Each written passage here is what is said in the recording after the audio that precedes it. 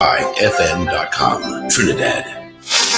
This Sunday on episode 17 of Eye on Dependency, we dedicate to the Trinidad and Tobago Regiment batch of 1982.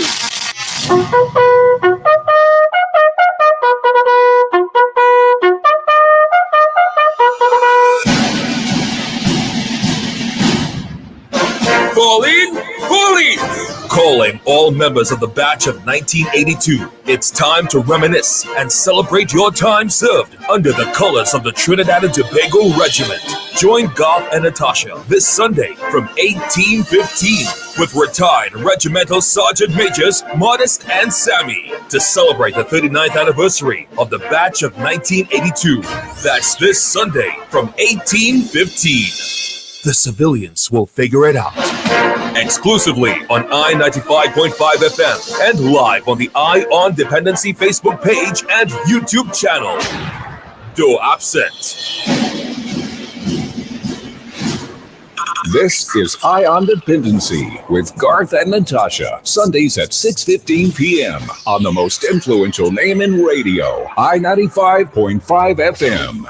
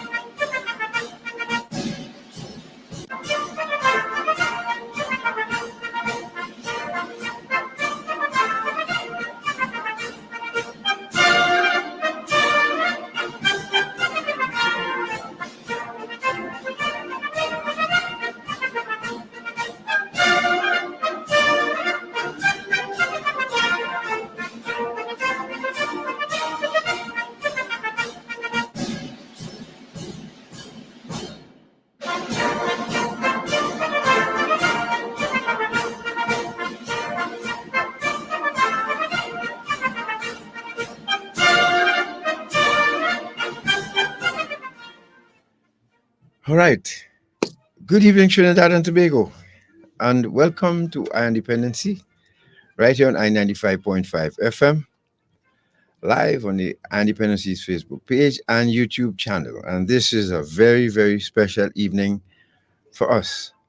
And it gives me great pleasure. Good evening, Natasha. Good evening. That's what you forget, man. Good evening, Garth. Good evening, Trinidad and Tobago. Yes, it's a real wonderful evening for us. The Trinidad and Tobago Regiment, being an arm of the Ministry of National Security, today is very rare that this would happen on radio, but we are really happy to host it.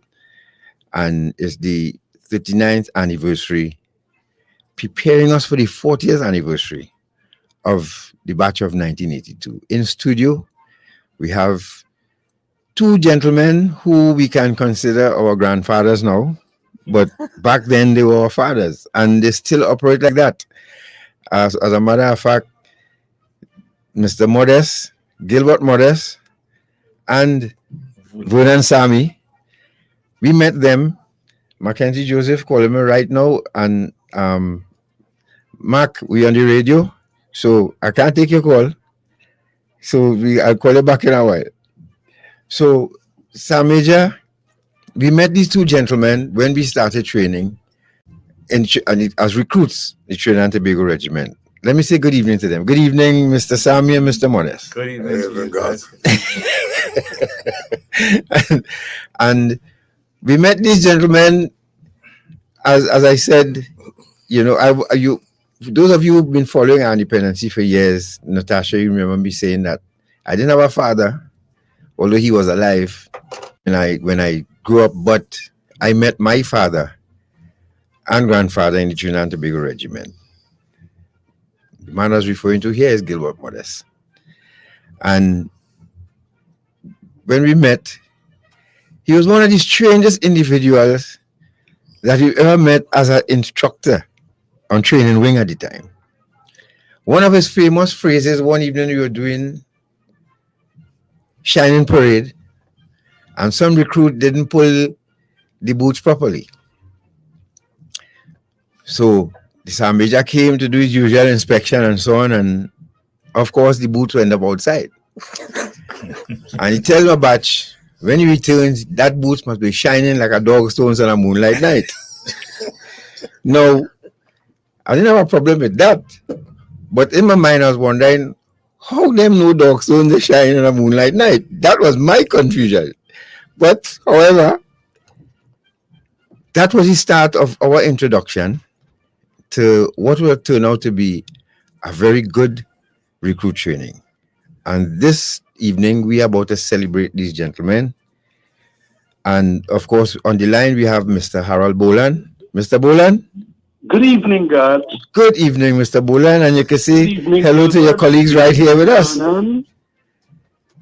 Batch. Yes, Batch. Yeah. Online. We could put him up a little louder. Right. Mr. Boland, you there?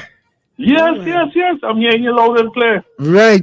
So I didn't even know Mr. Sammy was a batch. You see, so I learned something again today. Sammy is my batch and Modeste was the batch before me. Right. So these are the men, back then we called them wicked people. and this evening you're going to hear some testimonies from members of our batch who we will be in contact with very shortly. And of course, some of the other instructors who trained us as well. Before we do that though, Sergeant Major Modeste, as we still call them Sergeant Major to this day, good evening to you once again. Good evening, God. So, Good evening, Harold. So, we started you, Mr. Modeste. What made you all decide to be training wing instructors back then? Well, God, when I joined the army, I saw my instructor was a guy by the name of Francis, Corporal Francis, Godric Francis. They came out of Jamaica. My platoon sergeant was a guy by the name of Balfour. We used to call him King Herod. But at that stage in my life, when I saw the instructors, especially Corporal Francis, in my opinion, he used to know everything. Because although he used to teach us drill, during the night we had to explain everything we learned, be it fieldcraft, map reading, we had to explain to Francis what we learned that day. So I decided that one day I had to be an instructor. I had to look like them fellows. Right. You know, I want to be knowledgeable like that. Right. In addition, the regimental sergeant major was a fellow by the name of Oliver Walker, a Bajan. He used to wear his cap with the peak right down on his nose and mustache. Now, as you watch this individual, you know you want to stay clear of him. So I said, I want to be like that too. So I endeavored, that was my initial aim as a sweat or as a recruit in that time. Right. So, Natasha, before we go to Mr. Sammy, we could let the listener know who we have on the video chat and then who we're going to be calling. Certainly, we have on video to come Mr. Barry Pear and Mackenzie Joseph, who are both members of your batch, correct? Yes, of course. Yes. Right, batch of 82. And we will be calling throughout the evening Mr. Gavin Wells, Mr. David Not Gavin, Victor. Victor Wells. Victor Wells, yes. Sorry. Oh, Lord. They have a Gavin. Gavin was in SF, I think. Yeah, Gavin. Right, yes. Well, this one is Victor. Victor. Victor Wells, yes. My apologies. David Scanterbury. Yeah. Don Robertson. Just hope. Rupert Celestin. And then after the break, we touch base with Stanley Miles, Doddridge Jack, Lyle Alexander. Another break, and then we go overseas across the waves to Curtis Dookie, who is one of your batch as well. Who's that? Curtis Dookie. And also we will see, hopefully on video, Anthony Maraj, Akeem Marie, and Gregory Gay. Right. And then we have a shining parade of sorts, well, with pictures of some people that you may not have seen in a while. Don't talk. Right. So, Mr. Sammy, tell us what made you decide to become an instructor? Well, I think you know that I was a PTI. Yes. And myself and Ramnath, when we pass out, we do the PTI course on the champion, Ron Champion. Boy. Yeah, that was in the 70s there. And they called us to do the PT with Olebach. No, not with Olebach. Before that. And that is where I first got the exposure, but I was exposed to the whole batch of groups. Right.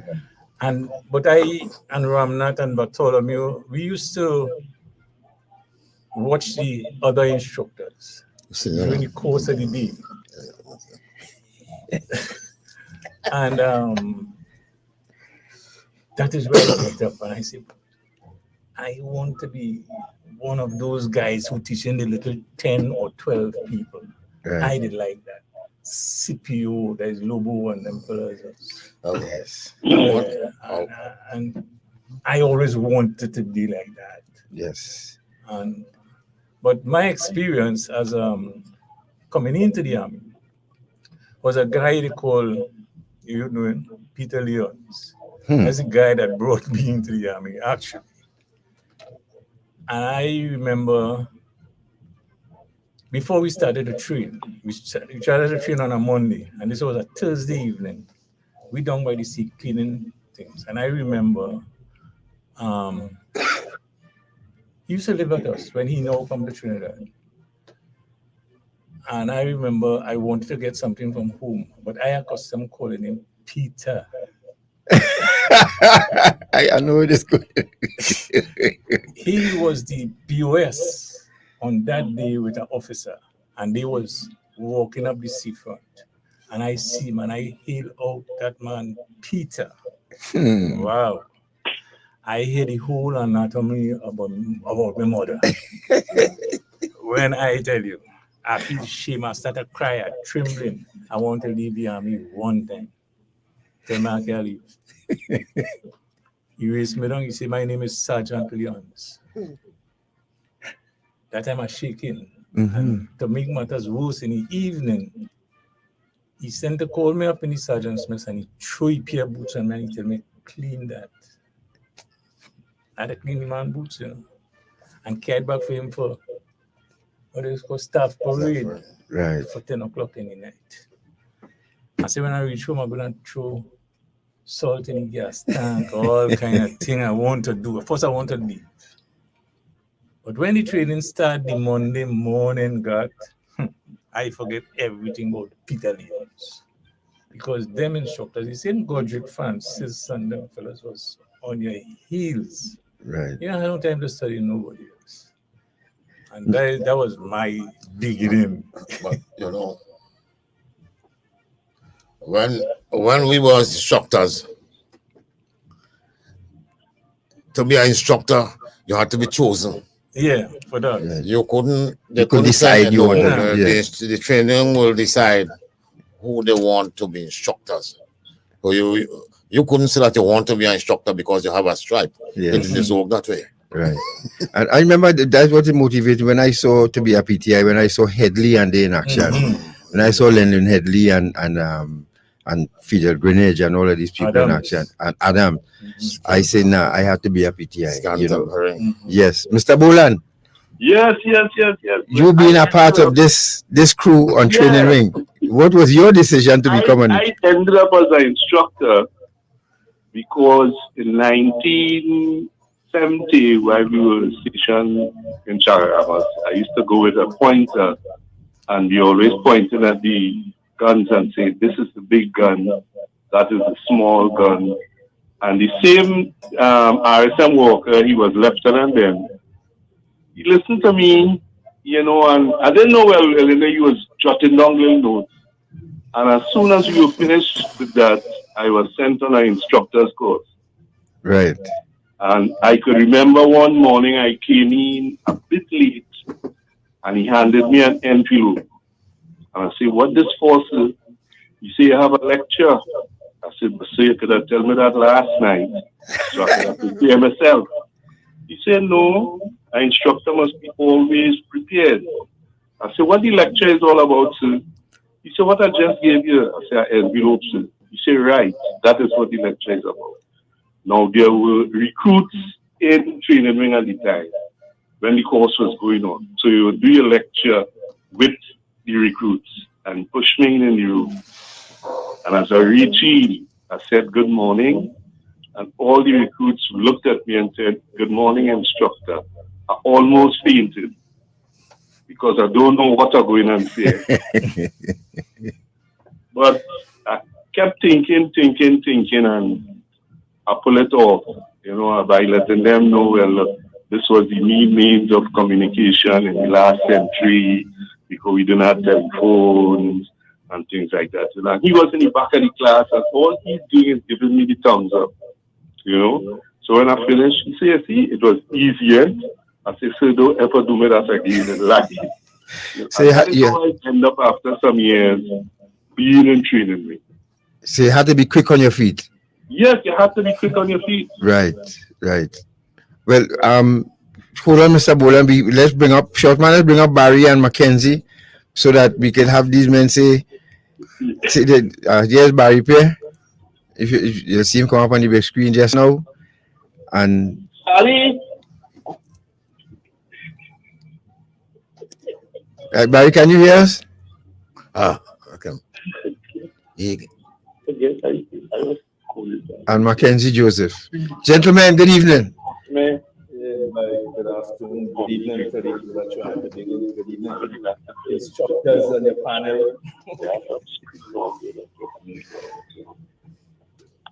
I need to say a special good afternoon to Mr. Modeste, who was the platoon sergeant and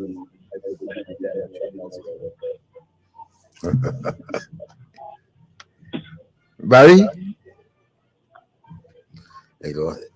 If you're just joining us, folks, you're listening to Dependency, and we are having a chat with past instructors that trained us back in 1982. Yes. So Mackenzie and Barry, you're more just moving, Barry, but we're not hearing you. So you and Shortman have to. So Mackenzie, Mackenzie? Yes, I'm right. So you should have some info for us, but in the meantime, what do you remember of Mr. Modeste and Mr. Sammy? Listen, Barry, Mr. Modeste was a scary guy, right? If you look at him now, you're seeing a smaller version of him. Yes. A little less power, but I suspect that most of it would have remained. But he was a scary person to be around sometimes. You know, especially because as a platoon sergeant, it's scary. It's scary. You know, because as a recruit, you don't understand where you're going to. They would have been kind of well informed as to where you're supposed to be going, so they know what they had to put in to kind of get today. And to me, it was going fast what they would have done, right?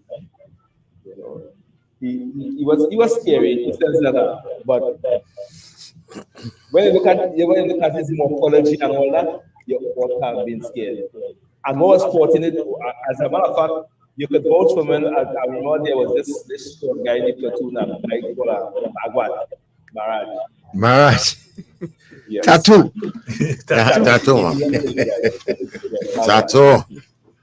And yes, and that is exactly what you used to call Tattoo. That is exactly what you used to call him. Tattoo. You little tattoo, and of course you know that he's coming in there sometimes. It was just something that But you know, Yes. Yes, sir. Yes, sir. I am thinking that if I were to do a recruitment again, it would be much easier, but I would like to do it to the same people. Yes. So I used to see Mr. Sammy passing. Mr. Sammy wasn't part of the training because he wasn't a platoon sergeant or anything at the time. I would have seen him passing in the jumper kind of thing, going about the business. You know, and as I heard him mention earlier that he wanted to be part of that training situation. Yeah. At that time, the men that were there was this George Seafood. George Franklin. Mr. Seafood, you know, he was a scary one too. The way the man operated, I used to be sorry for the people in his platoon. So you know, although I was scared of the man in mine, I was scared of him in the men in that platoon because they seem to have been going like full throttle all the time. Yes. So we will call out the name. We will call out the names of the instructors who were part of that batch. Mr. Modeste, you want to say something before we go to Barry? Just now when Mackenzie came in as platoon sergeant, so they told me that they said they recruit this boy because but his foot is slightly flat. And in those days, they had this myth where when you're flat-footed, you can run. Yeah. Well, let me tell you something. At the end of the training, I remember telling this major, I said, if you have any more like him, I said, do you have any more flat-footed? Bring them across. Right. Because that brute was fit. Yes. And turn out to be a top soldier too as well. Yeah, very good soldier, yeah. Barry Pierre. Hey, good evening, God. Good evening, Tasha. Good evening. Good evening, Mr. Modeste. Phone, Barry.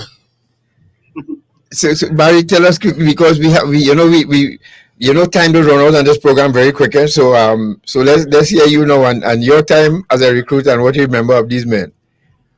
Well, first of all, Mr. Modeste, although he was a stocky, short individual, it used to look like a painter. Yes. First of all, you know, once you're around, you're glad to see him come down in the platoon, in the lines, that is in the dormitory. But when you see him on his square, you're shaking. You know, it's true. As a matter of fact, there are a couple of moods, if you talk about better word. So on the square, you don't be on the left side of them at all. So much when you come down, you're glad. But I remember our PT used to be fierce, and one day they said, the sergeant commented PT in the morning, with the platoon in the morning. And I said, yes, that's like the easiest we're going to have. Because of his size and all that. You know, when we finished, brother, we had to crawl off that seafront, you know. Because the mothers hold on to us. And you know, we was drenched, we was wet when we finished. I tell them, let's just do PT with the instructors are rather that way.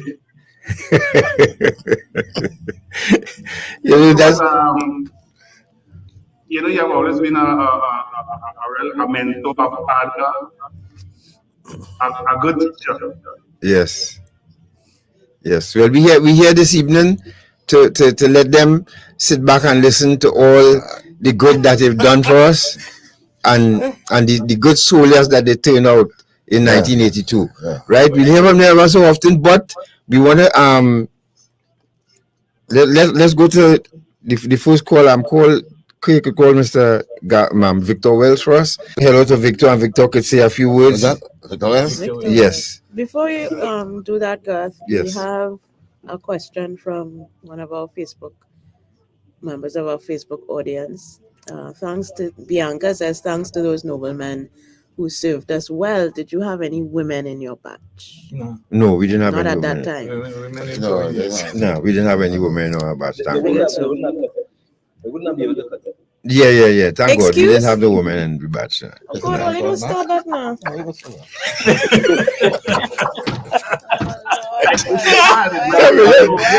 Sammy just say, yeah, how you say that? Come on, man. Mr. Sammy, Marlon Sammy says, nice to see my brother Vernon Sammy. Yes. She's listening. Good. Good. Kenneth Superville, Kurt Harrison, Benton Williams, Superville, Harrison, and Williams, they're online looking on. 8140. God Goodrich just locked on. So these are some members of the batch checking in here. So yes. So Sabga. The only man was calling Sabga. Right. So we have Mr. Wells on the line. Mr. Bolan, you're still there, right? Mr. Bolan, go on. Right. Mr. Wells, good evening.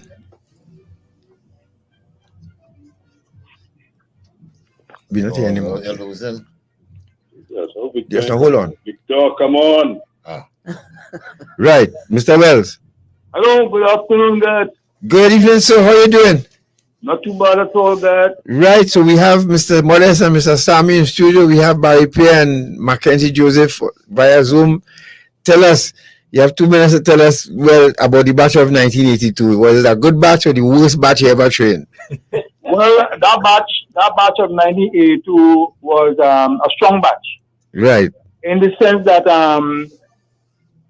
all recruits, as far as I'm concerned, were more or less fit and ready for whatever the advent was, you know. My memory doesn't have much of, bad about that batch. That batch, as far as I'm concerned, was a good batch, you know. Right. A lot of the guys would meet me and they would bring back memories about, the hardship, about the strong, the way all the instructors handle the training in particular. They were actually a strong bunch and they had enjoyed the training as far as, doing what was necessary, Yes. One thing I remember about Mr. Wells, how he was able to fit a crossword between Oho. Oho. He fit a crossword nice in between that at time of this I'll never forget that. Yes, Barry, Mackenzie. Yes, that is Victor Wells. Mr. Wells should never forget God Polymore. Yes. God Polymore. Yeah, they used to call him August. Yeah. I remember Mr. Wells trying to teach him to do some slow time. Well, he nearly killed Colin Moore. Right. I remember that. Yeah, that. And we had to use all the method that we have known. And what I remember clearly is when I had burst out the expletives, he miraculously started to do what he was told to do. Exactly. And so these are some of the things that these fellas remembered and always would tell me about them. Yes. And there was another one, his name was Rupert. I can't remember his surname, Rupert. But he was having a lot of problem with the slow march. Yes. And I had to use some explosive double barrel and all that. So you always remind me about that. As General Brown will say, it's army language. Yes.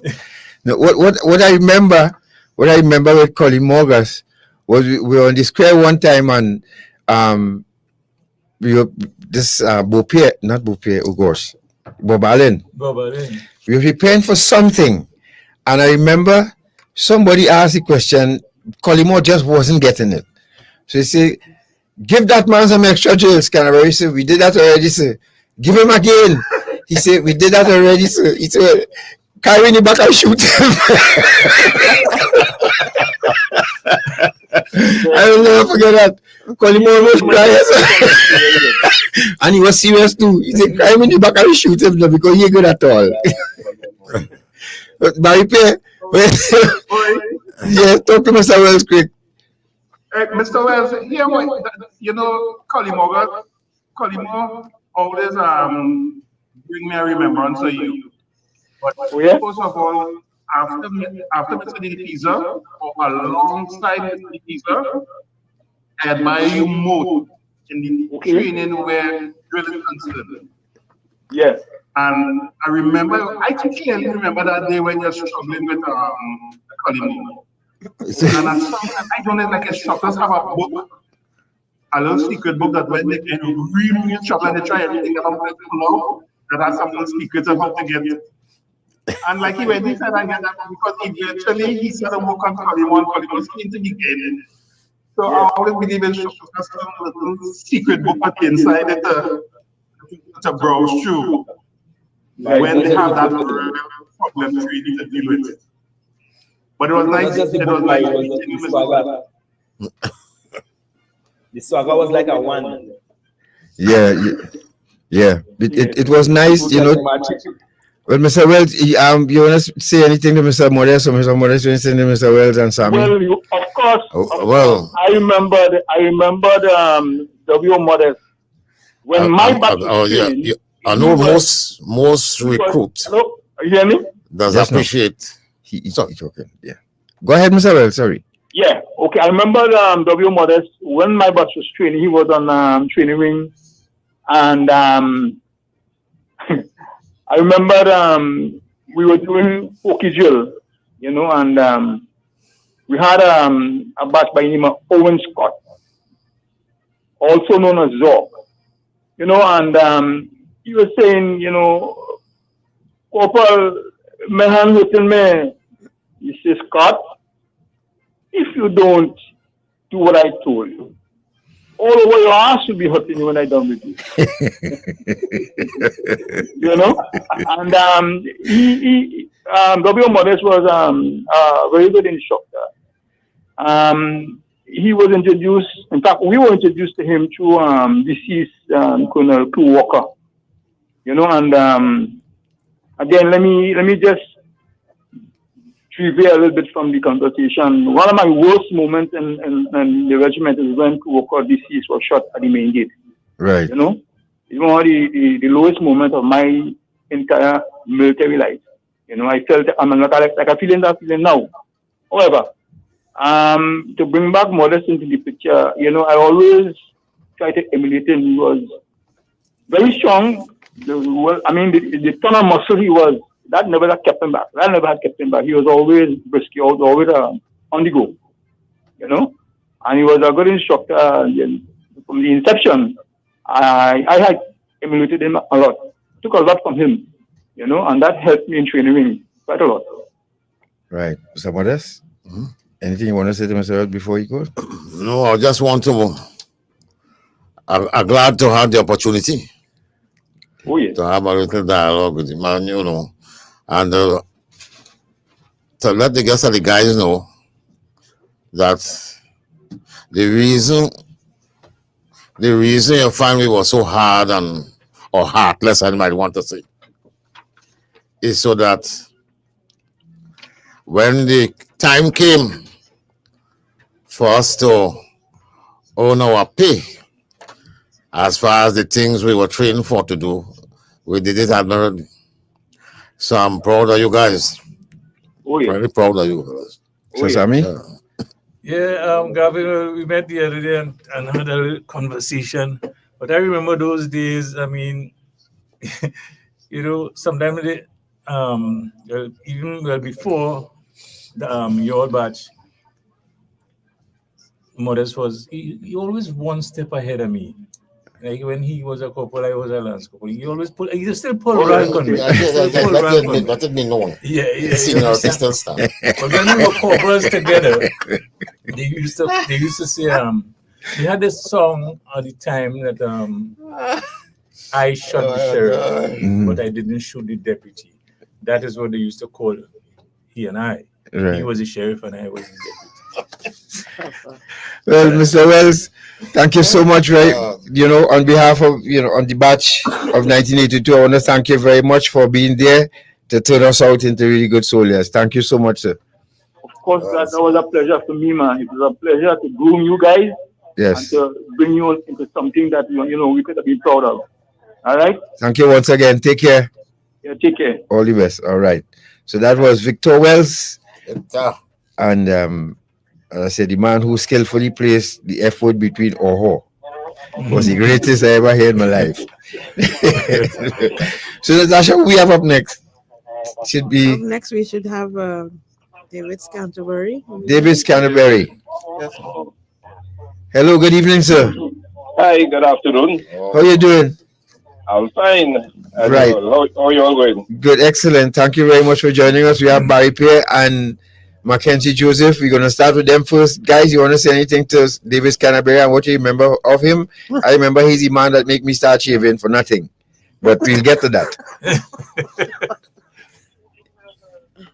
Barry? Go ahead, Joe. Joe? I had no problem with Mr. Scanterbury. What happens now? When I look back at the instructors, right? Mr. Scanterbury wasn't in my platoon. But like I think he was in 2 platoon. 2 platoon, yeah. Yes. Yes, he was in 2 platoon. And I used to watch them fellas. The men who was scary was 1 platoon, and the people who was really good was 3 platoon, right? The Gulag Rats. Gulag Rats. That's right. Bolan gave us that name. Right, Harold Bolan gave us that name, right? Yes. And when I look back, I see Victor Wells, I see David Scanterbury, I see Edwin De Pisa. You know, you see Daniel. When you look back and look at these fellas and even Asgarali and all these fellas, when you look at these fellas and it was so immaculate. You were just whatever they tell you to do, you just feel to do that because you will be just like them. You know, yes. It's just a thing about these fellas and I would tell him this further than that. Mr. Scanterbury never changed from that time I knew him as a recruit to now. Yeah, has never changed. One standard right true. You know, that's right. It's just amazing. It's just amazing, and these are gentlemen that are. They knew. Even I would have run into them sometimes with little issues. Discipline issues with them sometimes as a younger soldier coming up. They know that the respect that I have for these men is just amazing because of how they project themselves and how they remain. Yeah. Barry. Good evening, Mr. Scanterbury. Hi, good afternoon, Barry. Meet Mr. Scanterbury so found he was 4 serious. He wasn't too serious, that man was 4 serious. Yes, he was. So anytime you see Mr. Scanterbury, you're checking yourself and you check it to see if you're doing the right thing. You know, what I admired though, and I admired that after that was how calm he used to correct. He used to correct me. I don't know, most people probably, I find he had that extra calm that made it even a little more frightening when he corrected entering But again, like all of this, you know, it was a privilege passing on this. Yes, thank you very much. Mr. Scanterbury, well, you heard a couple comments and we have those online too as well. And folks, remember those of you who on Facebook, some of the batch who listening to, you could drop your lines too as well. Mr. Scanterbury, the batch of 1982, you were an instructor, you heard the gentleman. Tell us about your experience with us. All right. Oh, it's interesting that Barry said I was calm. I didn't know I was that calm. But really and truly, I was still cutting my teeth with the instructors arena because I started my first batch was in, I think the second batch in 1981. I was fresh off of a junior advanced cadre and straight into a recruit training. So I guess your batch was my second experience in the instructed arena. All right. So I just want to say good afternoon to you, God. Well, these people, the 2 gentlemen there, you know, would have trained me back in 74, and they were just as fierce. And I want to take this opportunity now because I didn't think they could do me anything else. I'll call this, the guy on the right, on my right, there, Vernon. and on my left, Gilbert. Right? Yes, good afternoon, Natasha Mackenzie Barry. Yes, fortunately, I have an infantry, a copy of the infantry, the 40th edition. So I was going through it and I saw the list of names. And I wanted to echo a similar sentiment with Victor. It was a good batch. Yes. As military language, it's a damn good batch. Right. And, I was fortunate to do my career after I moved from training wing throughout. I see these guys move from strength to strength, and they pay their dues, and the regiment owes them a debt of gratitude for the effort placed throughout their careers. Back in that recruit training, I remember a guy called Mendoza. I didn't think he stayed too long, but he was in my section. And going through the magazine, I saw his name. And I remember all the training in Tetram Barracks and everything, you know, you continue to see your field craft in Tetram Barracks, and the boy was operating well. In so much that when he went out on the base, do some drill, had him pointing with the section he was leading, giving all the hand signals and that kind of thing that's required. And then somewhere along the line, a general purpose machine gun opened up. And my boy Mendoza forget everything.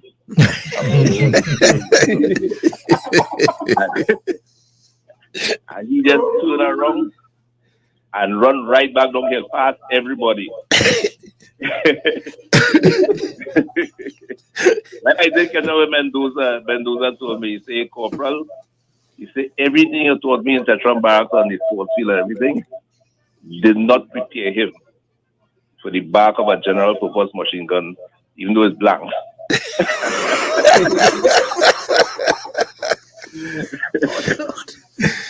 You know, I know he stayed for a while, and somewhere along the line he would have bowed out and that kind of thing.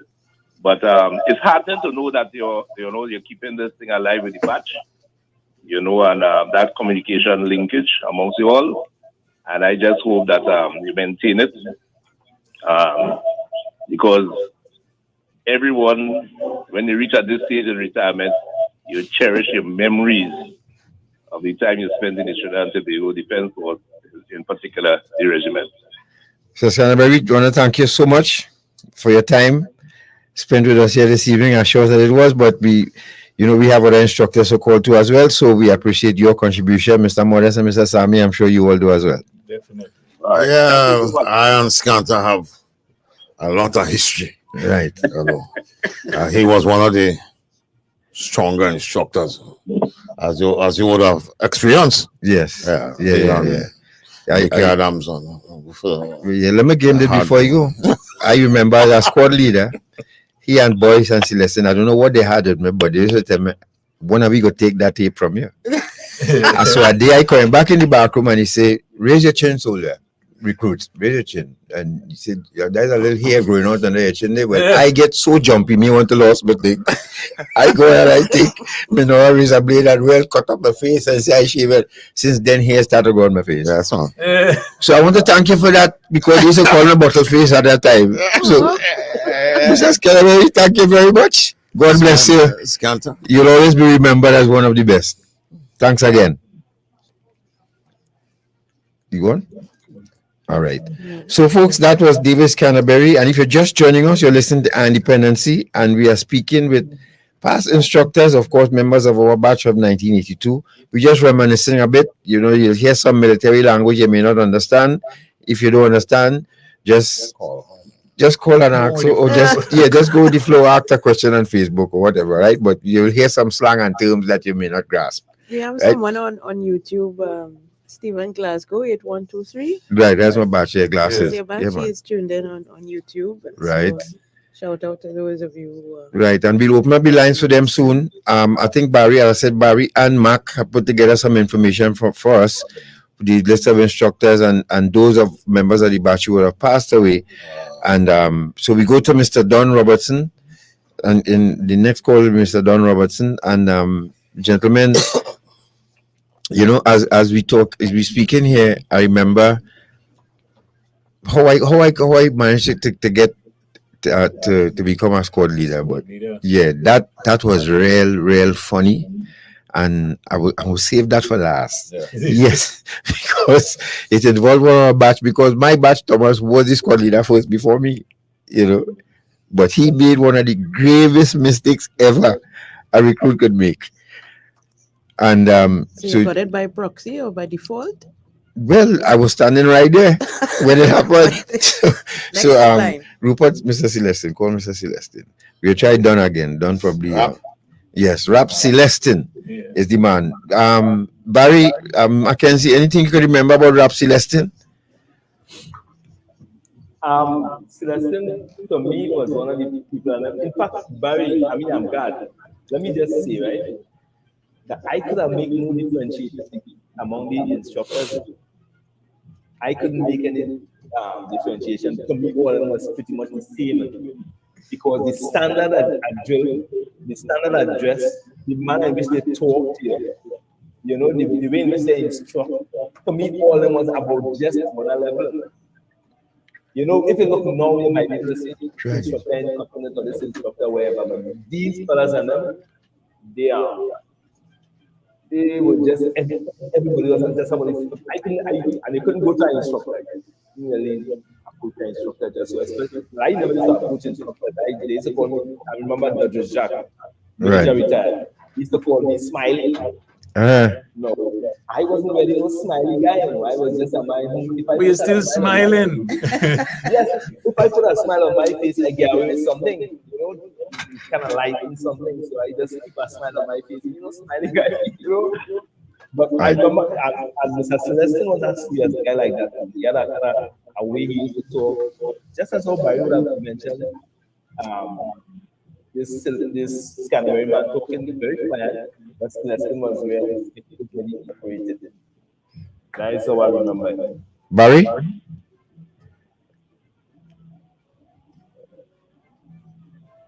Barry Pierre? I remember, yeah, sorry about that. I remember Mr. Celestin was a very quiet, no nonsense person. I hardly had any interaction with him during training though. However, my rest of my army career, we worked a lot together, and let me tell you, he was like a father. He was like a real mentor to me and my family. And I like what I learned from him during my career after part. Right. So we are about to hook up with Don Robertson. So we trying another number. What's the number you have there? Yeah, this one. 31. Let's not put on my glasses. Okay. Right. If you're just joining us, folks, you're listening to Dependency, and we are taking a trip down memory lane with the instructors and batch members of the batch of 1982. And it is indeed a pleasure for us to do it, because these are the men that shaped the lives of so many recruits. Mr. Sam, you remember how many batches you trained? Oh, no, I can't remember that, but what I could tell you, the two longest serving members on the training staff, you're watching them here. Mr. Modeste, we got him. We got him. We got him. We got Don. All right. Right. So on the line now we have Mr. Don Robertson. Good afternoon. Good evening, sir, Mr. Robertson. Hey, God, good evening to you. And we have Mr. Modeste, Mr. Sammy in studio. Yeah, cousin V. Say again? I say pleasant good evening to you, Natasha, cousin and V. Good evening, sir. And to the batch of 1982. Mr. Robertson, in your own words, in your little 2 minutes, tell us what you thought about this batch and the training that we had under you, and then you'll hear from Barry and Mac. Well, the batch of 1982, in my view, is one of the better batches I trained. And why I'm saying that, my section was the champion section of that batch. Right. Right? In everything, march and shoot, best shot, runner, best shot, fittest recruit. We had it all. The section was a very good section comprising of people like Mahabir, Moses, Maury,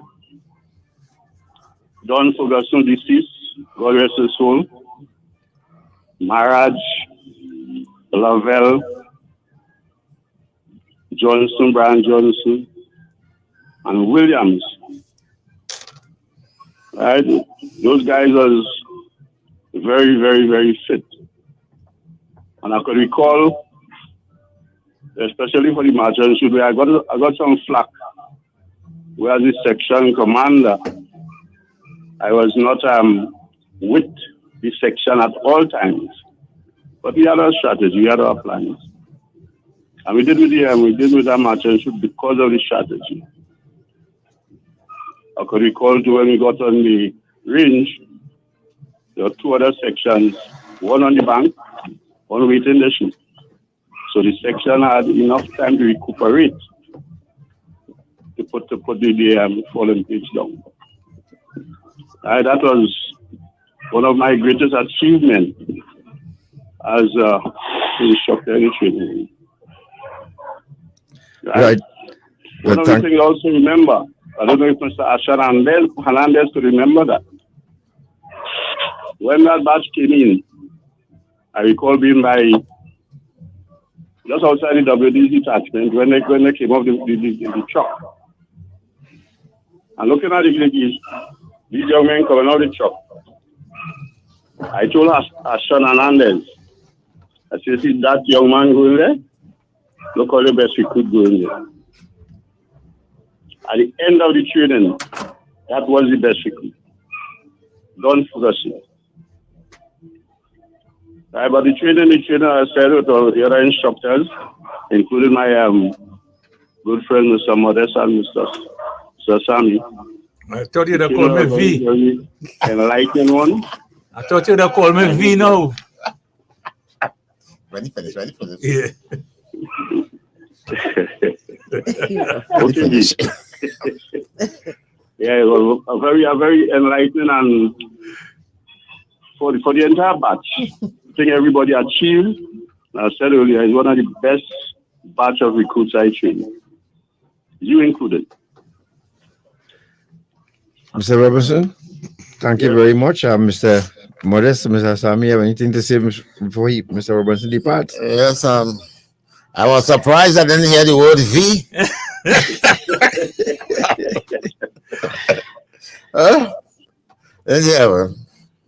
Well done. You know, we went in and out. Thanks for being respectful on the radio. It's because of that I didn't care for that. Mr. Robinson, thank you. Barry or Mr. or Mackenzie, any words from parting words from Mr. Robertson? The best I can tell Mr. Robertson, keep the training going. Because I've seen him off and on and he's still doing it very, very hard. Keep it going. I hope I can catch up at this on the track. You know? But I remember Mr. Robertson, and I'll never forget that gentleman, right? I remember Mr. Robertson as he would remember the time when he had to run with a major recall and he deceased sometimes. And all that time, I always had a certain amount of respect for Mr. Robertson because he never. He always stood up for what he knew to be right and proper, and he did exactly that. He have a kind of scary kind of fighting kind of look all the time. Yes. You know? Yes, he have a kind of fighting look all the time, but he's a gentleman. Yeah, I remember he's the man who taught us bayonet fighting. Right. Yes. I remember that time on the sports field, bayonet fighting. Yeah. He say hunchback, straighten your back. And Barry, any good to Mr. Robertson before he leaves?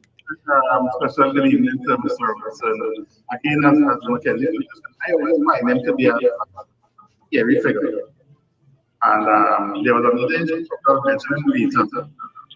I think Mr. Robertson put out a hide. But as soon as I see him come in, I saw him give one about a wet and I decided from that one, we must not get a wet Mr. Robertson. So from the time I see him, it's like I go under the bed, and I had one of those big lockers.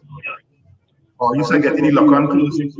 but at the end, you know, I appreciate, you know, the way he taught us. And I started to look at him, I look more relaxed. I didn't stop hiding.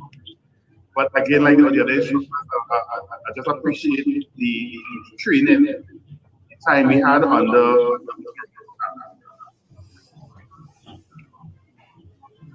Thank you, Barry. Thank you very much. Natasha, you want to take us to a break? We're going to have a break, folks. Yes. And when we return, we're going to hear from who are the Sergeant Major in training wing at the times.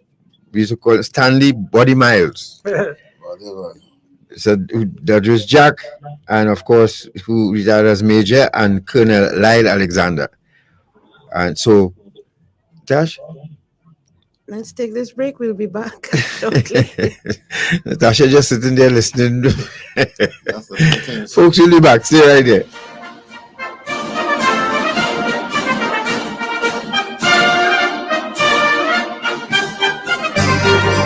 Eye on Dependency with Garth and Natasha. Reality radio at its best, where every life is a biography. Sundays at 6:15 p.m. and exclusively on I-95.5 FM. And broadcast live on the Eye on Dependency Facebook page.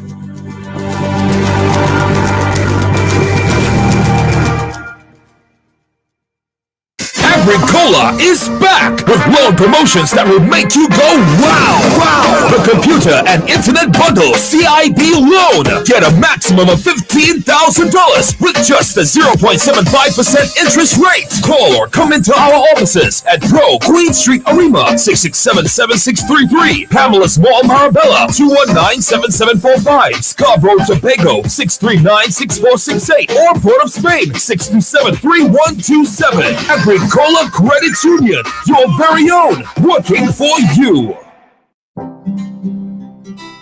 Las peores formas de trabajo infantil incluyen el tráfico de menores, la prostitución infantil, la pornografía infantil, el reclutamiento forzado, el tráfico de drogas, los trabajos arriesgados y peligrosos. Esto es aplicable a los niños menores de 18 años. Si lo ves o sospechas que está ocurriendo, denúncialo a la Counter Trafficking Unit en el 804-288 o la Unidad de Inspección del Trabajo en el 299-0300, opción 3. Un mensaje de la Counter Trafficking Unit y el Ministerio de Trabajo. Here, some exciting news. Childline, together with UNICEF, created an app for children and young persons. A selection of cool and colorful avatars to choose from? Check. Need somewhere private to write your thoughts and feelings? Check. How about a place to keep track of your daily needs? Check. Also, if you ever need someone to talk to, Childline's toll-free helpline is always a click away, or someone is always waiting on the other end of a live chat to talk about anything. The Childline app also places your rights as a child in the palm of your hand. Just ask Nessa. There are also other fun, educational, safety, and helpful resources available on the app. Download the Childline app today, and you too can have access to all this and more.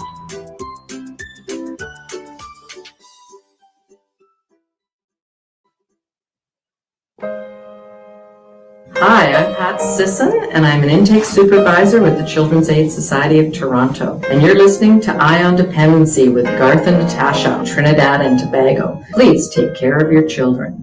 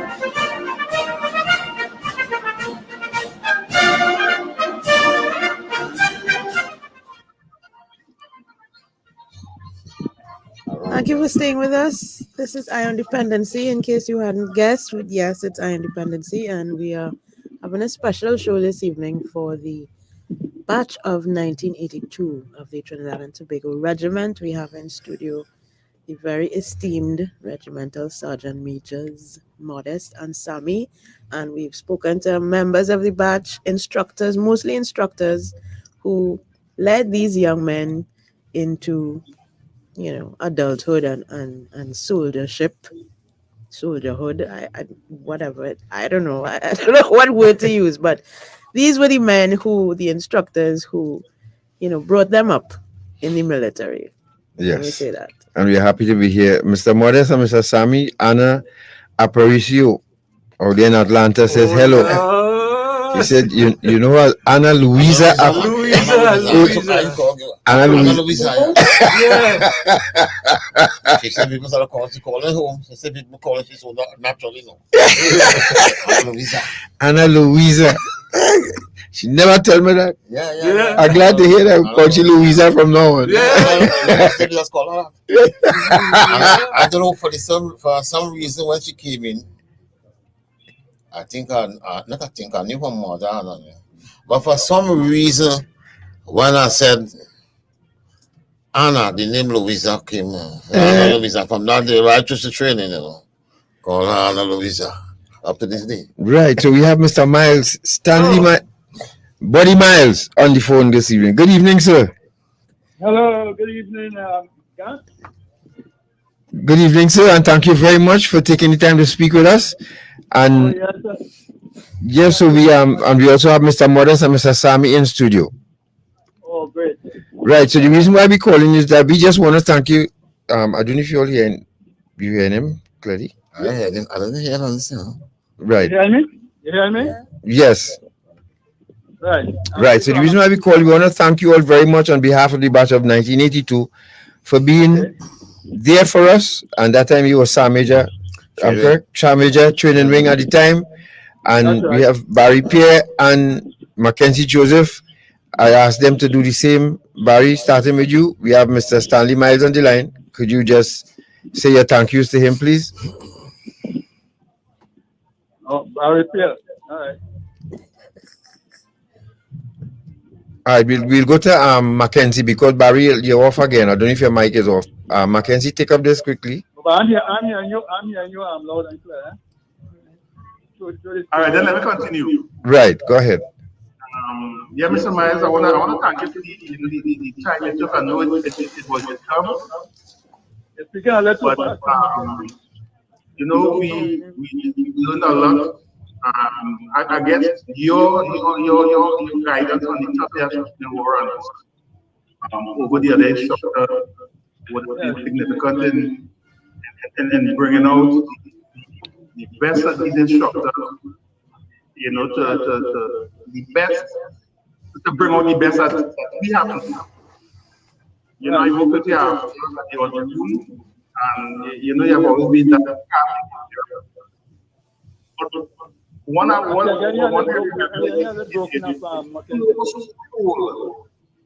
from the mess down to the office with your briefcase. And the way you just look across at what's going on. Yes. And that real serious authoritative way. Yes. And it was something that admired. That little stroll going on beside me, something there. What was something to admire? Yes. Yes. Thank you, Barry. Mackenzie. Your reference. Just hold on, Mr. Miles. Mackenzie Joseph going to talk to you now. Mackenzie. Mr. Miles was never kind of inside on the training too much. However, as Barry would have mentioned, his stewardship in the instructors would have caused that confusion that would make it bring best out of all the and he was always, Mr. Miles was always admired as a gentleman, a soft-spoken, quiet person. I can't say much about that because I never interacted with him.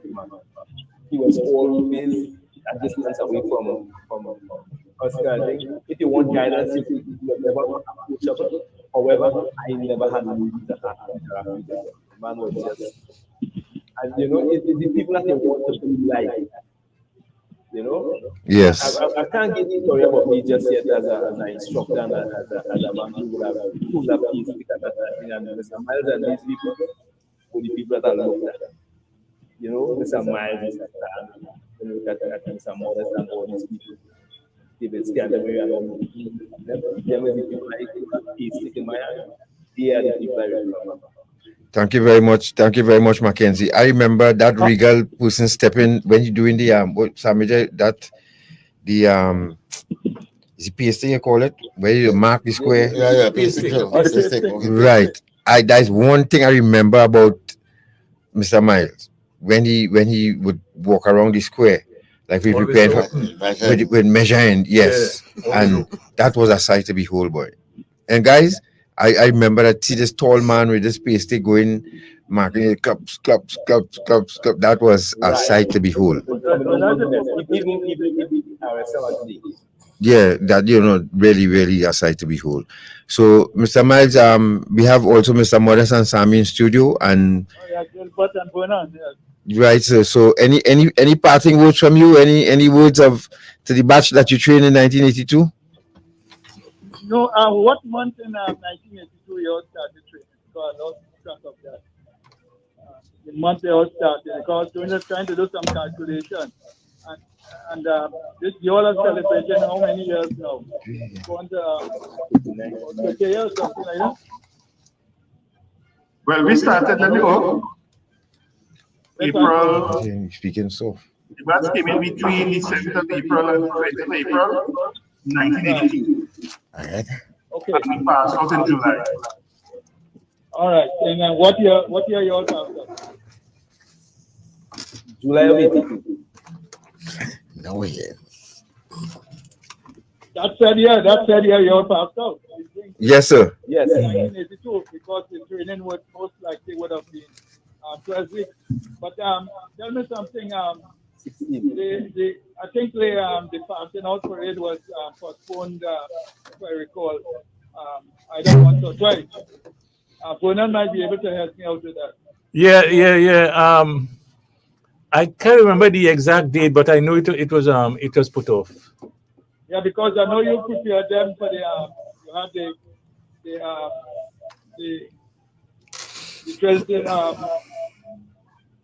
drill display that we have to put on. Yeah. Right, and you prepare them for that. I prepared them. I prepared that drill for them. Yeah. So, but you know, that was a batch of recruits that, you know, as a star major, I'm sure many other star majors wouldn't have any difficulty because everybody hold on to, you know, what they have to do, and you know, it was kept in tune. But the women, for how many women we had in that batch? None. No, we didn't have any women in that batch, sir. Not a woman in that batch? No. There was a guy I was trying to remember, he used to imitate me. As a matter of fact, the display that they put on with that concept in the passing out. Well, the concept prior to the passing out. Yeah. That was good. What is the guy name? I remember Ralph, but this guy, he made sergeant and he made it quickly. I think he was in the pioneers. You remember his name? That's a tough one. Yeah, that's a tough one. Yeah, that's a tough one. The same guy used to take up imitate me with my briefcase and briefcase. Okay, can I interject there? Yeah, Barry. Right, that batch Mike was talking about is Wickham imitated Mr. in their concert. Oh, okay. Oh, yeah, okay. Wickham. Yeah. Right.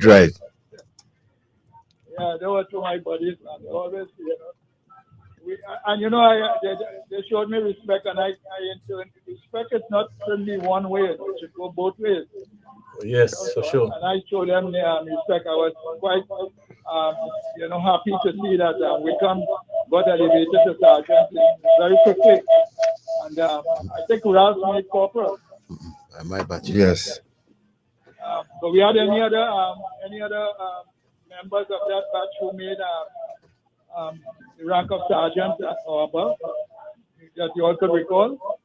In our batch? Yeah. Yeah, we had a couple of them. Well, Mackenzie will, I'm sure, will remember, and Barry would remember the sergeants we had in our batch. Yeah, we had quite a few sergeants.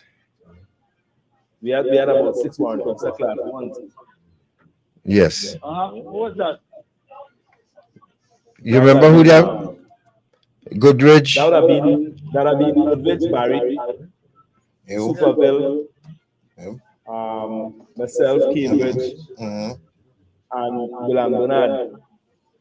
Right. Bernard, Yes. yeah. Bernard made what round? W1. W1. W1. Oh, Yes. You did well. Yeah, that batch was outstanding. I can't remember that. Yeah, very serious young one. Brown skin color. They maintained one standard. I think was it he was a major at that time, Lyle Alexander was the officer in charge? He was a captain. Yes. He was a captain, yeah. Yes. Yeah, Well, Mr. Miles, thank you very much. We're running out of time and we have some other men to call. So we just want to thank you, just to say thank you very much for your time spent with us as training wing Sergeant Major, and God bless you for turning out a good batch back then.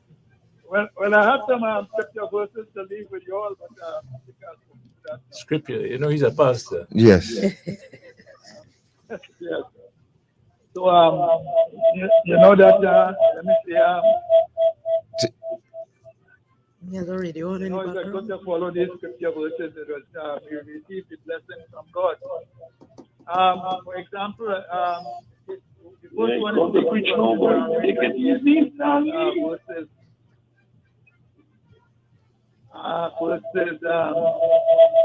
So you have to take off your radio though.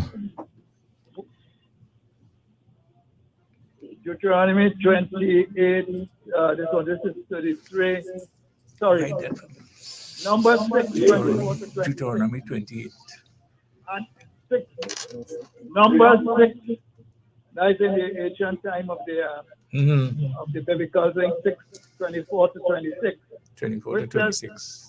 The Lord will bless you and keep you, make his face to shine upon you, and be gracious unto you. And give thee peace. The Lord will lift up your countenance upon you and give you peace. That is taken from that benediction, which is a blessing from the high priest used to give his subordinates, members, for they to follow. Okay, so that's a nice scripture verse that I'll leave. That's the only one, but you can take down the scripture verse. I take it down already, Stanley. Yeah. All right, son. All right, so thank you very much. And God bless you too. Thank you for the words and the blessings. All right. Okay, thanks for the invitation. You're welcome. Take care. All right, so let's go. We have Major Jack. Major Jack. Yes, Mark. No, it's Barry here. Here it is. I remember the word, the word of command Mr. Miles would use to set up in our pastoral parade. What is that? So if you have time later on, probably I will. Might just not in a drill voice. All right, so Natasha, we have next. We have Major Jack. Major Jack. Good evening. Good evening, sir. And Good evening. right away, let me tell you, thank you very much. On behalf of my batch, we have Mr. Modeste in studio, Mr. Sammy, we have Barry and Mackenzie on the line, and we want to thank you very much for the time you spent with us as recruits and you as a training instructor. I want you're most welcome. It was a pleasure. Yes. And of course, I want to say good evening to my instructors. I don't know if I could take the chance and call them Gilbert and Bernard. well, you're senior, we know, so you can afford to do that. Yeah, man.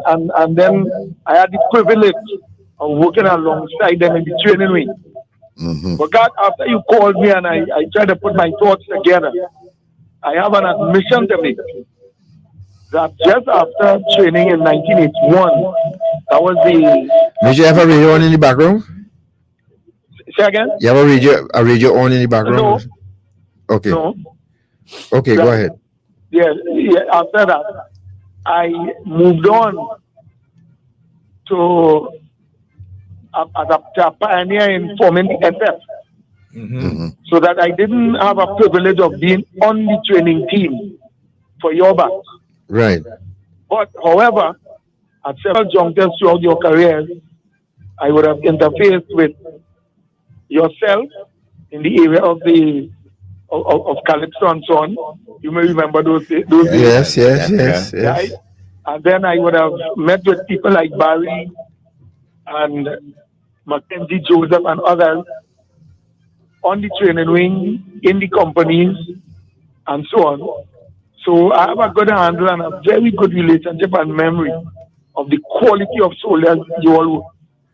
Very, very good memory. Remember you for your drill? Yeah. Yes. And I was taught by those two men in the studio there. Modeste and Sammy. Right. You know? So I want to take the opportunity to offer my congratulations to the batch of 1982. Right? You all served your country well.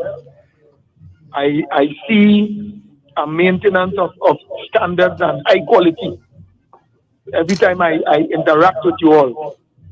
Right? At any time. You know, Barry P, I remember him very much as a man of high standing, respect, and so on and so forth. So I want to express my heartfelt congratulations and to wish you all the best. All the best as your life continues. Thank you all very much. Yes, Mr. Modeste, want to say something to you before you leave? Yes. Yes, sir, I want to thank you too. I always remember you as a good recruit, but I wanted to remember these words. Guardians of knowledge, protectors of the farm. Yes, those were the days. When I had the privilege of coming to be training officer and so on. Yes, sir. And it was riding on the Guardians of the knowledge. Guardians of knowledge, protectors of the farm. Yes. That's what the training wing was. Was all about. Yes. You know, they used to say. I didn't say military knowledge. Yes, sir. It was all knowledge. All knowledge. You had to interact with the recruits and the soldiers generally when they came back for cadres. And that's right. Remember, they used to say training ring was, if you want to get knowledge, you had to go to that college. Yeah. Yes. Yeah. that was one of it, man. Yes, You know? yes. So God, you all were outstanding soldiers. Outstanding soldiers. God. I remember you as a PTI. Bad PTI. But of course, I prefer to remember you as a Calypsonian. As a Calypsonian. Mr. Trinidad, tell me what you really want. And I remember Barry and Mark, I don't know if you remember this, when there's one time they well woke us out and men started to talk about the hungry and these words came from the major. When you're hungry or not, when you're tired you're not, when you're sleepy or not. Get back on the square. Let's go. There's work to be done. One of my nemesis from your back, I announced it on national radio. You see that soldier called Mackenzie Joseph? Yes. But I knew from Tobago to it. I knew as a little boy Tobago. You're a good one. Right. Good. Well, Major. It wasn't easy. He was Sorry. Huh? Didn't Smiley came from the Major? Right. Major Jack, thank you very much, sir. Yes, and God bless you. My pleasure. Thank you for the invitation. You're welcome. Take care. And on the line now. You and Natasha too on this series of motivating shows. Thank you, sir. Thank you. You're welcome. Yes, thank you all very much. Oh, you're welcome. Right. So final one, we have Colonel Lyle Alexander, a distinguished gentleman. Yeah. All the time, same way, always doing one way. Yeah, we have a shot of him on the screen there, and Barry, you go for. Good evening, Colonel. Good evening, guys. How are you doing, guys? Excellent, excellent. Thank you very much for accepting this invitation. And we also have Mr. Sammy and Mr. Modeste in studio with us. Yeah, see, you have some legends sitting there with you this evening. Yes. Yes. So, Barry, would you like to take this first hello and thank you to the Colonel? Yes, I would. Good evening, Colonel Alexander. How are you, Barry? Just said it just now. Was outside basically. You know, he was he was in training ring at the time, and you know, just in passing, upon things, not at all. You know, very serious. Later on, as he was a command officer, he always demand high standards from the parliament, you know, from right from the mess comes straight down to the junior ranks. He always demanded the highest standards, and not just after the title, and you know, I just wish him all the best. Thank you, Barry. Thank you, Mackenzie? I didn't have the opportunity to work with the colonel as a member of the signal platoon, because when I joined the signal platoon, he had just left, right? He had just left the platoon. From what I know, he was, I wouldn't say standoffish, but he had understood where he was supposed to be standing in relation to his subordinates. He had understood that quite well. He maintained that sort of standard. I've never seen him in any kind of situation of compromise, and I really do respect him. I respect him a lot. He lived close by me on this side.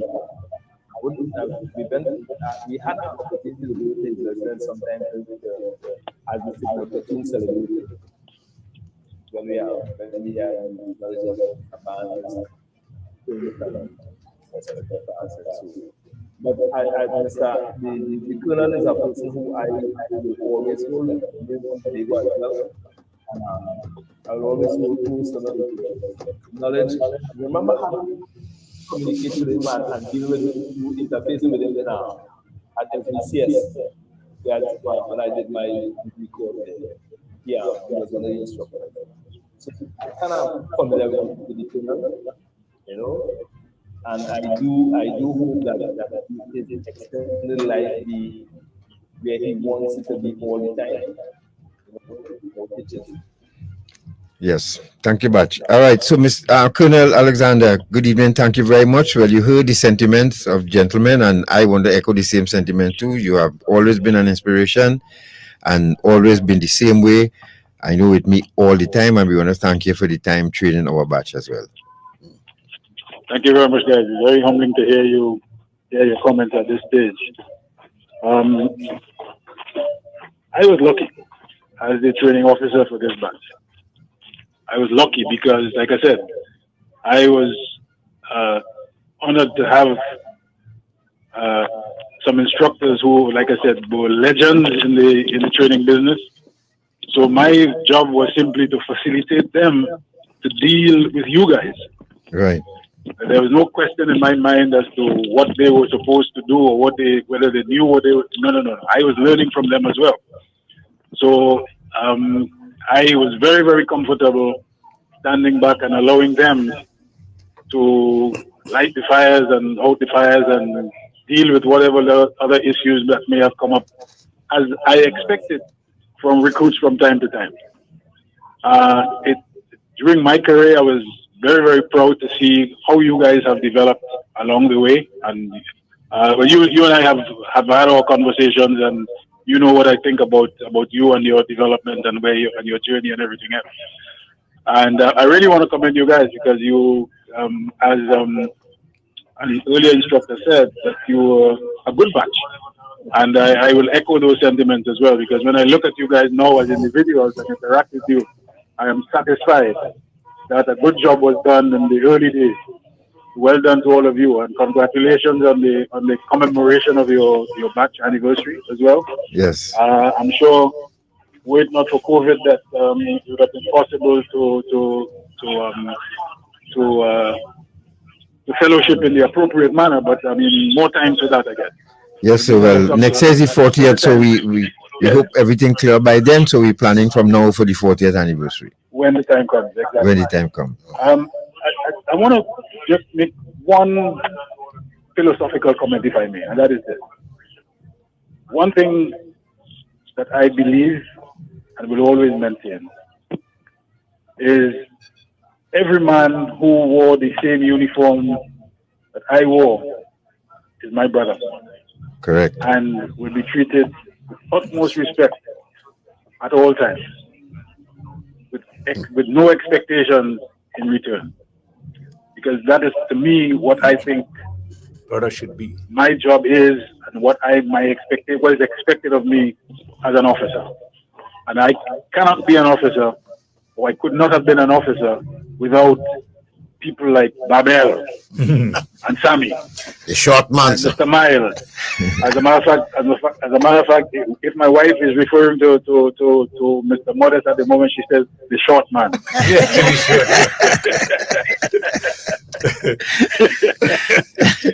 So I mean, it really was a pleasure, guys, for me, and the stuff that I learned during that time with you as recruits and as instructors shall serve me well in my own career going forward. So I thank you as well. Thank you so much, sir. God bless you, Mr. Modeste, and Mr. Sammy. I'm sure they echo the same sentiments. Yeah. Okay, guys. Thank you very much, and have a good night. Same to you, sir. Take care, sir. Take care. Okay, bye-bye. Right, so folks, Natasha, could I ask your permission to skip this break and go straight? Yeah, I figured you would do that, but Yeah. before we skip to the next call, I just want to mention, I don't want to let this pass. Charmaine Grant Jack and Afa's Aparicio are hopeful that one day God Sinclair will have us on his program to talk about the first women of the TTR and share their experience about being a woman in a male-dominated institution. Sure. Can't let that pass. No, we can't let that pass. And Natasha will be the... No, I know Natasha won't allow that to pass. Natasha wouldn't allow that to pass. What's that? Hosting the women, the first batch. Yes. Women of the first No, batch. we need to do that. Yeah, no, we for that, man. Yeah, yes, of course. And I know she would have nothing better. Because I know my own brother fought my own ambitions to be in the military. Might not like talking to us. Right, so short man here, what to do? Call Tony, Maraj, Aki, Mori, and Gregory Gay, and we have Curtis Duki on the line. Batch, good evening. Good evening, Batch. Go ahead, say a thing to Mr. Sammy and Mr. Modeste, and we have Duki. Yes, this is Duki. Barry and Joseph, there's only Batch Duki here. Good afternoon. Good afternoon. Good evening, sir. How you doing? I'm all right, Batch. I'm all right. Yeah, well, Curtis Duki is number one Dependency fan. Every Sunday almost he's on with us. So thank you very much, Batch. And you could say hello to Mr. Modeste Sunday quickly so we could move on to the rest. Good afternoon, Sammy. Good afternoon, Batch. Yeah, Duki.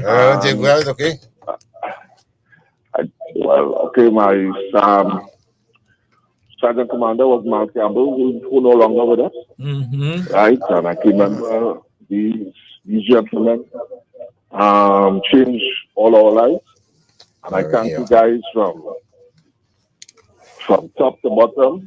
And it was a pleasure for my 10+ years serving in the Trinidad and Tobago Regiment. Never regret one day of it. We all had our ups and downs.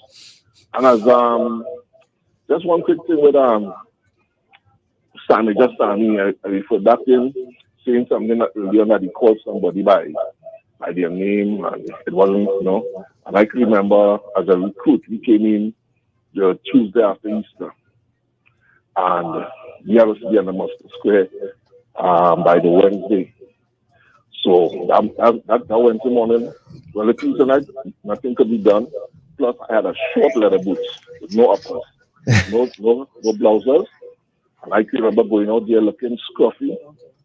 And I can't remember who it was. They came in front of me. And the words they told me about my mother, I was like, wow, this is what I feel for. Tears came to my eyes, and I was like, nah, boy, I don't think I could make it. But I can tell anybody now, you can tell me anything about my mother. It don't trust me. Right. So again, it was a pleasure working with you guys. I know we haven't seen one another for about 30 plus years, but you know, you guys are always on my mind, always on the chat, always on Eye on Dependency. So you guys take care. And Barry, in the morning, on 105.1. Thank you, Batch. It was a nice pleasure. Okay. It was a nice pleasure to you guys. So be safe and all the best. All right, thanks a lot. Right, so folks, as you see, we're running out of time as usual. So, Barry, you had some names for us? And your instructor. Yes. I want to start with one platoon. I don't have the soup. One platoon right now. I remember the president was Sergeant Seafood John Seafood. He had the section commanders. I heard Mackenzie Joseph said Mrs. was in Cuba, along with Dan Wade. And number 2 platoon, Sergeant Rosmar D.C. Campbell, Saturday time, Mr. Rupert Celestin, Mr. Don Robinson, and Mr. Fitted.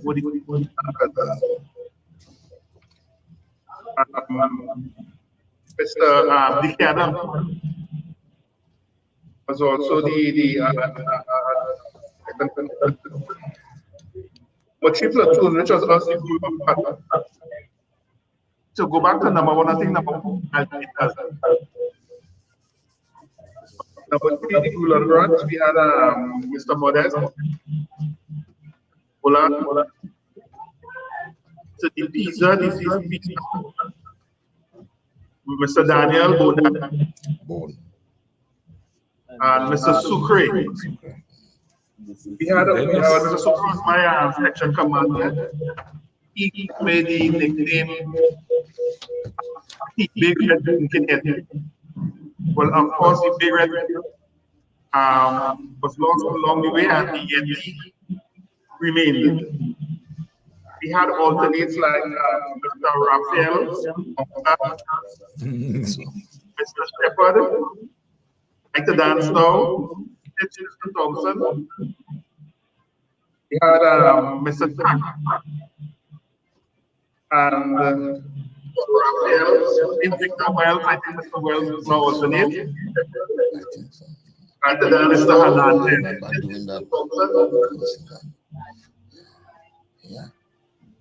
Those are the guys I remember. Right. Thank you, Batch. Now we have to go to on the line now. We have Gay and Murray. I don't know if you all seen them.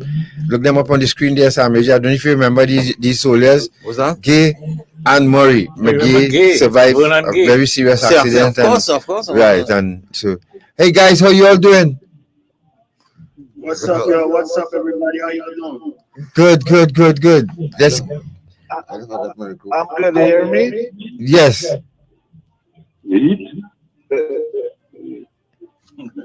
Just right. So, guys, we just have about 2 minutes each to you. So, Gay, we go with you first. How everything all right? All right.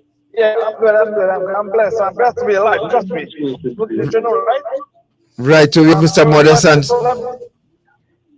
Yeah, but about the topic, right?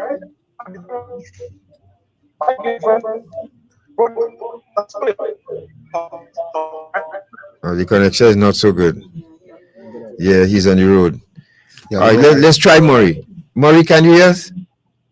Yeah, I hear you loud and clear, guys. Right, say hello to Mr. Modeste and Sammy in studio. Yeah, how you doing, Mr. Modeste? Good. Yep, good, man. Big up to you, God. Big up to Tasha. Wonderful program. Big up Thanks, to all my batches and them. You know, I have one memory of Mr. Modeste. As a recruit, We first met him the night before. So we was like, tomorrow we have an easy day, boy. That fat man can't run with you. Yo, he took us by the guard boot to go up the hill. And all he said was run to the lamppost and walk to the next lamppost. We'll make 4 lampposts.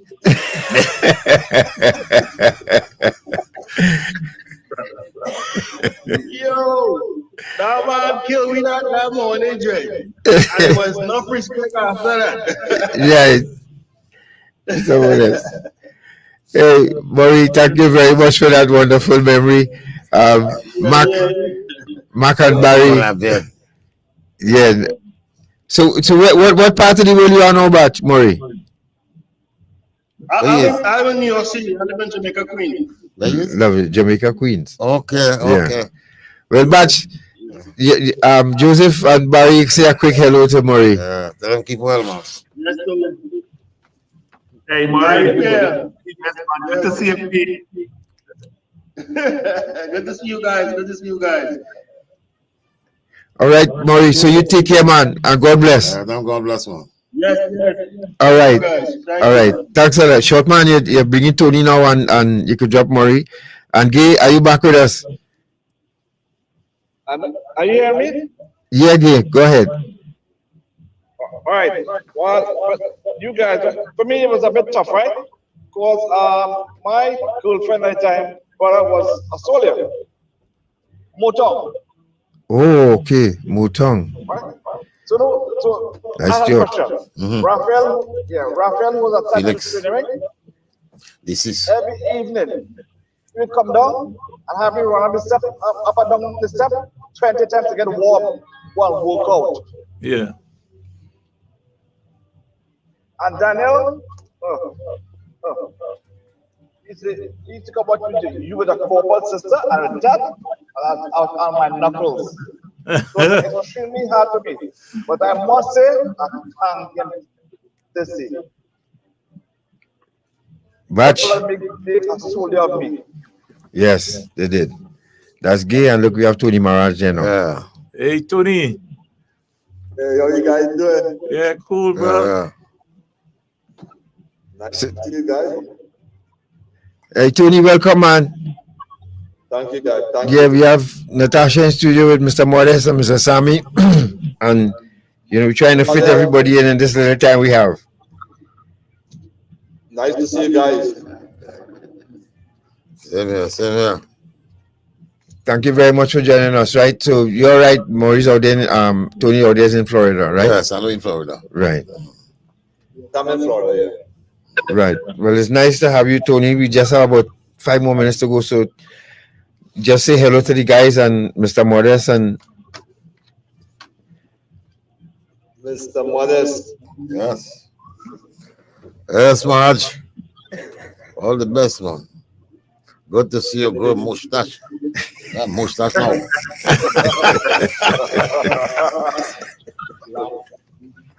How much of stuff we do? Yeah, we cool, we good. We good, man. We just reminiscing a little bit, and we thank you very much for spending the time to speak with us. Right, so, and as you all know, Tony Maraj have been representing Trinidad and Tobago at shooting competitions around the world. Still? Yes, still doing good. Wow. So Tony, we want to thank you very much for that, and keep representing Trinidad and Tobago. Keep the flag flying, man. Keep flying the flag.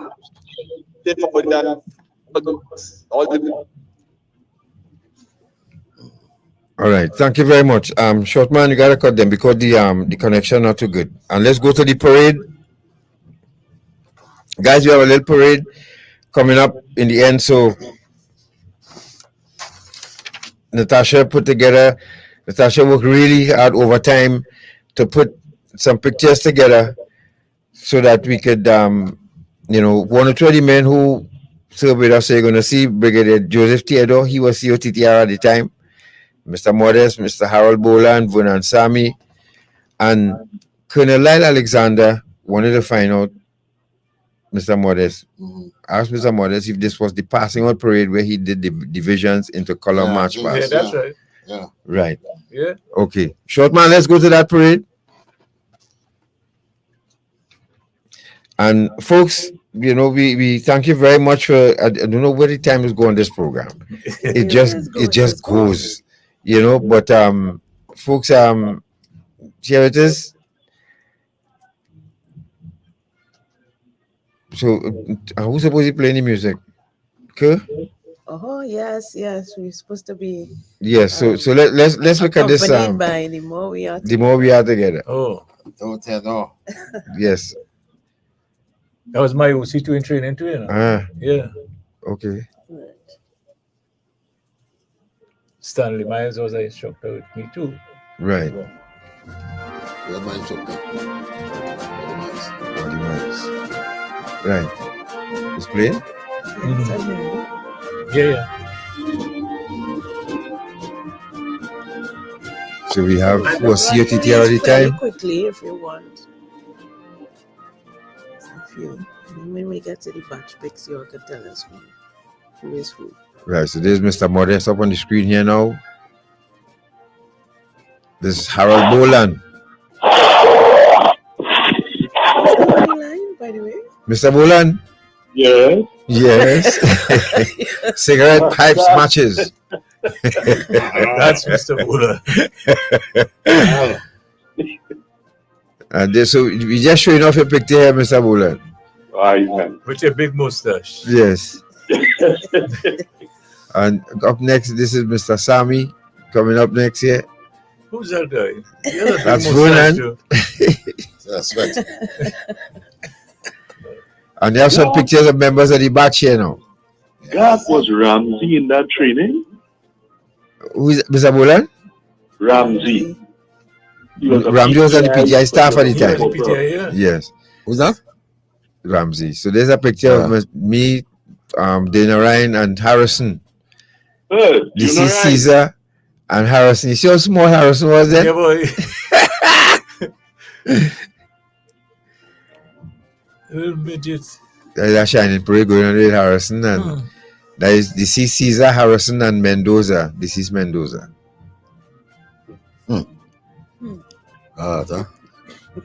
Yes, and you have a picture of the batch passing out on passing out parade.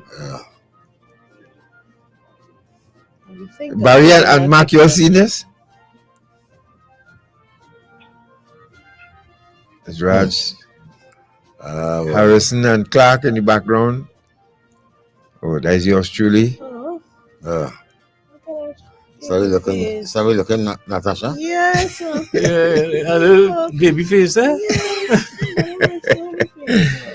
Hey. I'm trying to look like a And there's Tony Maraj representing Trinidad and Tobago. Yeah, boy. Well. Kenneth Superville, another member of the batch. That's Raj again. Raj.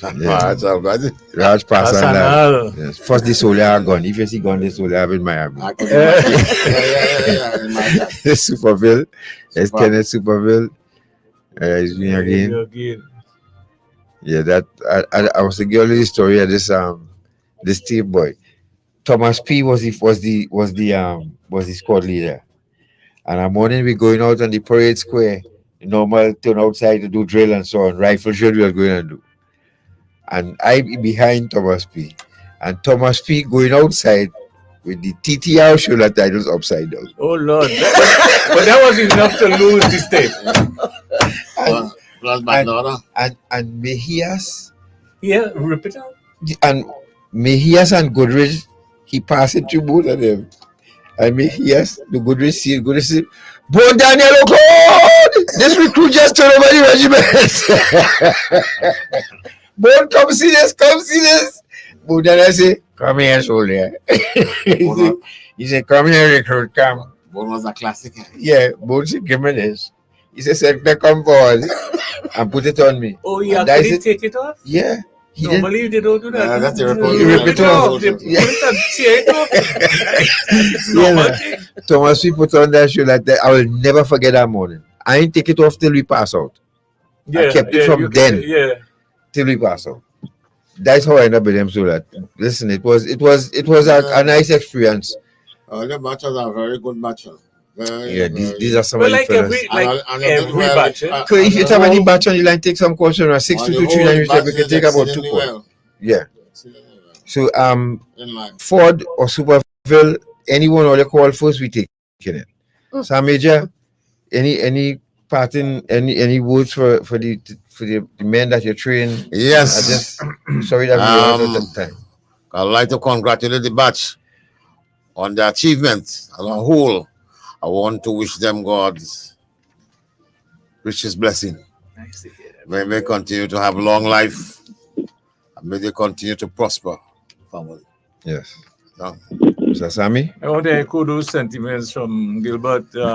Mr. Boland, just now. It's so many recruits pass under our hands that you kind of lost track. But I remember this batch, a real good batch in truth. But like every other batch, they say the batch is the best. Yes. I will say my batch was the best thing after sliced bread. But it was a good batch. And I remember that piece of drill with you, Modeste. Yeah, the division into column.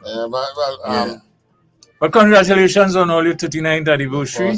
And hope to be around for that 40th celebration if the COVID spares. And yes.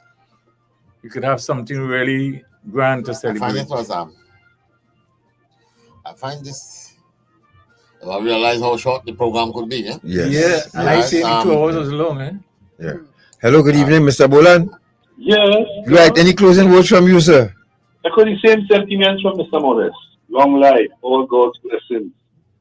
Keep the faith, and let's hope that probably things will cool down so that the 40th we see each other and have a good day. Thank you very much, Mr. Boland. What's all your final figure right now? In total? Who alive still? Yeah. You could have that. Mark, you have that list? Well, what we have, I can tell you about the people that passed, right? You don't have time for those some people great beyond. Yeah. Yes, we have Mendoza, there, Mahabir, Richards, Thomas P.E., Cordner, Ferguson, Jordan. I didn't know Cordner died. Yeah, Cordner died. Jordan, Winchester, Bayer, Beatrice, Thomas P.E. Thomas P.M. That is the same one that God was now talking about. That they really show that the squad leader tape off. And O'Brien. Right, these are the men. One that we remember because he was the guy that fell off the coconut tree. Right, so we'll end with the last post for them. Who the batch made right? Commission officers? Any? No. None. No, we had RSM. How many RSM we had? About 3 or 4. We had we had 4. Well, not 4 RSMs. We had 2 RSMs, but we had 6 warrant officer class 1. 6 warrant officer class 1. Right. So folks, that's where we had to leave it. Yes. Unfortunately, time is really fly. So could we go through the last post, please, so that on behalf of all the men that passed, and Mark and Barry, this alone tells us what we have to do for the 40th anniversary. Yeah, so let's get cracking now. We have to start from now. We got to start preparing for the 40th anniversary, right? Yep.